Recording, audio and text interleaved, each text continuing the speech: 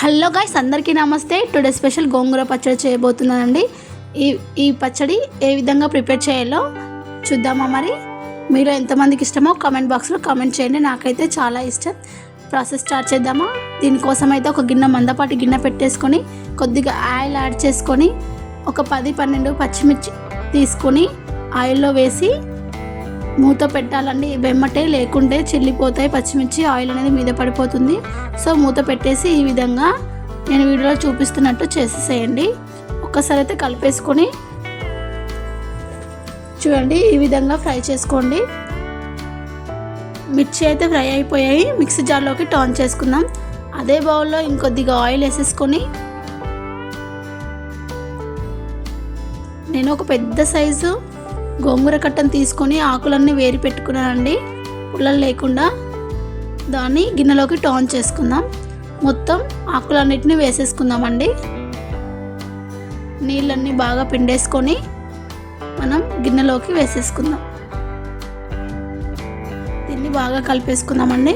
కలుపుకోవడానికి కంఫర్ట్గా ఉంటే కలిపేసుకోండి, లేకుంటే మగ్గినాక కలిపేసుకోండి, ప్రాబ్లం ఏం లేదండి. అప్పుడప్పుడు మూత పెడుతూ తీస్తూ కలుపుతూ ఉండాలి. మొత్తం మగ్గేంత వరకు ఆగండి. చూడండి, ఈ విధంగా మొత్తం మగ్గిపోయింది. ఇప్పుడు మనం మీడియం ఫ్లేమ్లో మంటను పెట్టేసుకొని వాటర్ అన్నీ పోయేంత వరకు చూసుకోవాలండి. ఈ టైంలో కొన్ని వెల్లుల్లి రెబ్బలు యాడ్ చేస్తున్నాను. పూర్తిగా ఆప్షన్ అండి. మిక్స్ చేసుకునేటప్పుడు కూడా వేసుకోవచ్చు, ఇప్పుడు కూడా యాడ్ చేసుకోవచ్చు. అడుగంటకుండా మరొకసారి కలిపేసుకుందాం. ఈ విధంగా బాగా కలిపేసుకోవాలండి.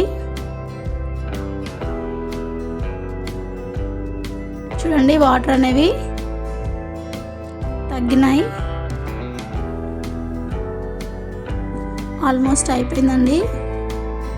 మూత పెట్టేసి పక్కకు పెట్టేసుకుందాం.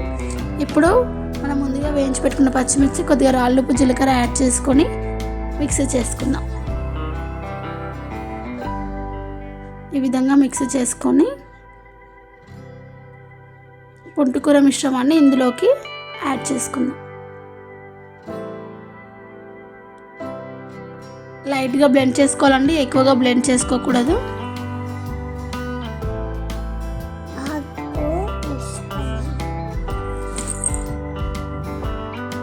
ఈ విధంగా మిక్సీ చేసుకున్నాక పోపు అయితే పెట్టేసుకుందామండి.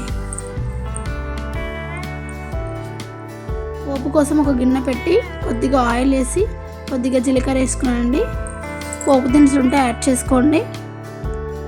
2 ఎండుమిర్చి వేసుకుందాం. ఈ విధంగా వేసుకొని ఒక 5-6 వెల్లుల్లి రెబ్బలు యాడ్ చేసుకుందాం.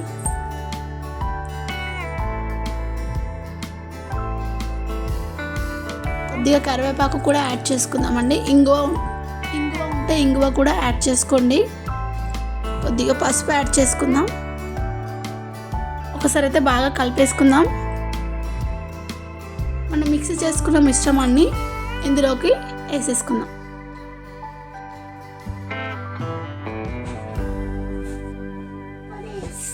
చూడండి, ఇంతే అండి.